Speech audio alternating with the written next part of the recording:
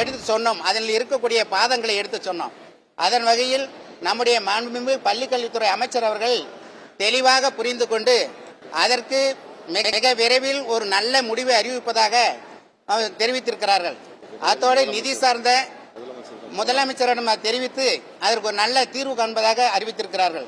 அதோடு நிதி சார்ந்த ஆசிரியர்களுடைய பிரச்சனைகளை எடுத்து பேசுகின்ற பொழுது இந்த 5400 சம்பந்தமாக தர ஊதியத்தை பற்றியும் அதே போன்ற பீலிட் முடித்த ஆசிரியர்களுடைய பிரச்சனைகளை பற்றியும் அதே போல இடைநிலை ஆசிரியர்களுடைய ஊதியங்கள் கிட்டத்தட்ட ஒரு 25 ஆண்டு காலமாக காலதாமதம் ஏற்பட்டிருக்கிறது. மத்திய அரசு பள்ளி ஆசிரியருக்கு இணையான ஊதியம் தமிழ்நாட்டில் பணிபுரிகின்ற இடைநிலை ஆசிரியர்களுக்கு வழங்கப்பட வேண்டும் என்பதுதான் எங்களுடைய பிரதான கோரிக்கையாக இன்று வரை நாங்கள் பேசிக் கொண்டிருக்கின்றோம்.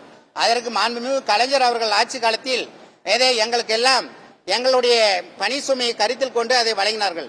அதே வழியில் வருகின்ற தற்பொழுது ஆட்சி செய்து கொண்டிருக்கின்ற மாண்புமிகு தமிழக முதல்வர்கள் கருணையோடு பரிசீலனை செய்து அதற்கு நல்ல தீர்வை காண வேண்டும் என்று கூறிக்கொண்டிருக்கின்றோம். அதோடு இன்றைய நிலையில் அமைச்சருடைய பேச்சுவார்த்தையும் இயக்குநர் பெருமக்களுடைய அணுகுமுறையும் செயலாளர்களுடைய அணுகுமுறையும் சிறப்பாக இருந்தது. அதோடு இன்னொரு கருத்தையை நாம் சொல்லுகின்றோம்.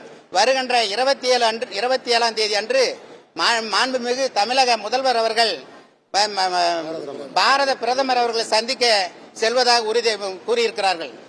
நம்மை தமிழ்நாட்டை பொறுத்தவரை பள்ளி கல்வித்துறையில் நமக்கு நிதி அளிப்பது ரொம்ப மிக குறைவாக இருக்கின்றது.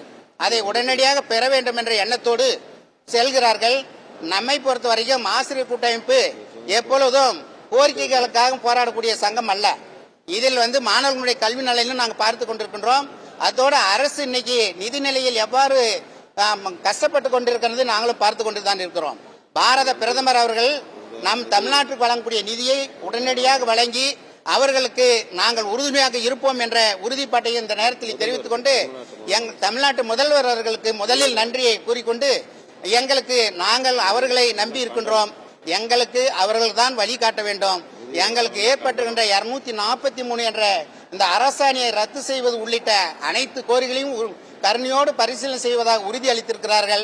அதன் மத்திய அரசினுடைய நிதியை பெற்று எங்களுக்கு நிதி சம்பந்தமான கோரிக்கைகளை நிறைவேற்றுவதாக உறுதி அளித்திருக்கிறார்கள் என்பதை இந்த நேரத்தில் தெரிவித்துக் கொள்கின்றேன். போராட்டத்தினுடைய இன்றைய மாண்புமிகு தமிழக முதல்வருடைய ஆலோசனையின் அறிவுறுத்தலின் பேரில் நம்முடைய பள்ளிக்கல்வித்துறை அமைச்சர் அவர்கள் எங்களை அழைத்து பேசி இதற்கு ஒரு நல்ல முடிவை அளிப்பதாக உறுதி அளித்திருக்கிறார்கள். அந்த வகையில் எங்களுடைய கூட்டமைப்பினுடைய அனைத்து சங்கங்களுடைய 12 அமைப்பு சங்கங்களுடைய பொறுப்பாளர்கள் அழைத்து பேசி ஒரு முடிவு செய்யப்பட்டு தற்காலிகமாக ஒத்திவைக்கப்படுகிறது என்பது முடிவு செய்யப்பட்டுள்ளது.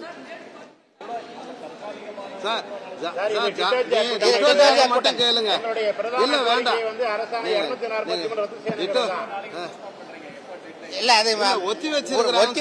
தற்போதைக்கு ஒத்தி வச்சிருக்கிறாங்க. கோட்டை முற்றுகை போராட்டத்தை ஒத்தி வச்சிருக்கிறோம். தற்காலிகமாக ஒத்தி வச்சிருக்கிறோம்.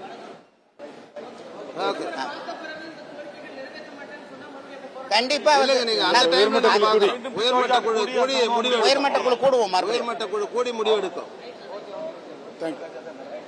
மத்திய அரசு நிதியை ஒதுக்கணும். அது கண்டனத்தை தெரிவிக்கிறோம். மத்திய அரசு நிதியை நமக்கு தமிழ்நாட்டுக்கு உண்டான நிதி கொடுக்கலன்னா டிடோஜாக்கின் சார்பாக வன்மையாக கண்டிக்கிறோம். மத்திய அரசை கண்டிக்கிறோம்.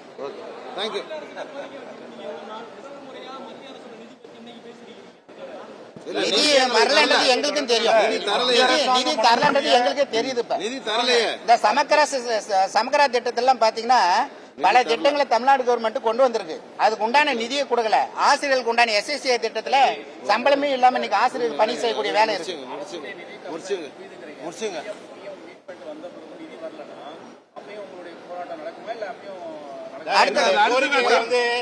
கோரிக்கைகளை 2 விஷயமா பிரிச்சிருக்கோம். நிதி சார்ந்த கோரிக்கை, நிதி சார்ந்த கோரிக்கைகள் எப்படிங்க? ஒரு விஷயம் சொல்றேன் பாருங்க. ஒரு 10 ஆண்டு காலமா போராடிட்டே இருந்தோம். எங்களை அழைச்சே பேசாம இருந்த ஒரு அரசு இப்ப நாங்க போராட்டம் அறிவிக்கும் போதெல்லாம் அழைச்சு பேசுறாங்க. இந்த முறை எங்களுக்கு மிகுந்த நம்பிக்கை இருக்கு. அரசாணை 243 நிச்சயமாக ரத்து செய்யப்படும். அதற்கான திருத்தங்கள் பாதிப்பு இல்லாம வெளிவருன்ற நம்பிக்கை எங்களுக்கு ஏற்பட்டிருக்கு. எப்படிங்க? அதாவது அது ஒரு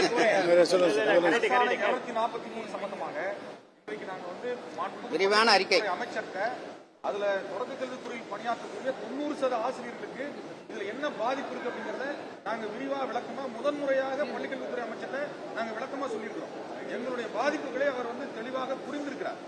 இது சம்பந்தமாக முதலமைச்சருக்கும் அவங்க இந்த அரசாணையில் இருக்கக்கூடிய பாதிப்புகளை தெரிவிச்சிருக்காங்க. விரைவில் அதற்கு அந்த தேவையான மாற்றங்களை அந்த அரசாணை 243 செய்வதாக அவங்க சொல்லியிருக்கிறாங்க.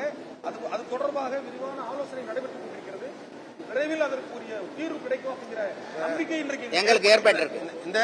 இந்த கூட்டத்தை நடந்து கொண்டிருக்கும் பொழுதே முதல்வரிடத்திலிருந்து அழைப்பு வந்தது. இந்த பேச்சுவார்த்தையுடைய தன்மையை உடனே முதல்வர்கிட்ட கொண்டு போய் சேர்த்ததாகவும் தகவல் சொல்லியிருக்கிறார் அமைச்சர். பேச்சுவார்த்தையினுடைய தகவலை இன்றைய நிலையிலே கொண்டு போய் சேர்த்ததனுடைய அடிப்படையிலும் இதற்கான நம்பிக்கை எங்களுக்கு ஏற்பட்டிருக்கிறது. 243 நிச்சயமாக ரத்து செய்யப்படும் என்றால் பெரும்பான்மையான ஆசிரியருக்கு பாதுகாப்பு அளிக்கப்படும் என்ற உத்தரவாதம் எங்களுக்கு கிடைத்திருக்கிறது. இடைநிலை ஆசிரியர் ஊதிய முரண்பாடு சம்பந்தமா அமைச்சிருக்க குழு ஒரு மாத காலத்திற்குள்ளாக அழைக்காத சங்கங்களையும் அழைத்து பேசி அதற்கான தீர்வு காணப்படும் விரைவில் எட்டுவதாக இன்றைய தினம் பேச்சுவார்த்தையில உறுதியளித்திருக்கிறார்கள். அதுவும் ஒரு நம்பிக்கைக்குரிய ஒரு முன்னேற்றமாக கருதுகிறோம். ஏன்னா ஒரு 15 ஆண்டு காலமாக பாதிக்கப்பட்டிருக்கிற இடைநிலை ஆசிரியருடைய பிரச்சனை மத்திய அரசு இணையான உதவி நிச்சயமாக அது பரிசீலிக்கப்படும் என்ற உறுதியினையும் இந்த பேச்சுவார்த்தையில உறுதி பெற்றிருக்கு. பத்திரிகை நண்பர்களுக்கு நன்றி. நன்றி. மத்திய அரசு சமக்கிர சிக்ஷா அபியான் சமக்கிர அவங்க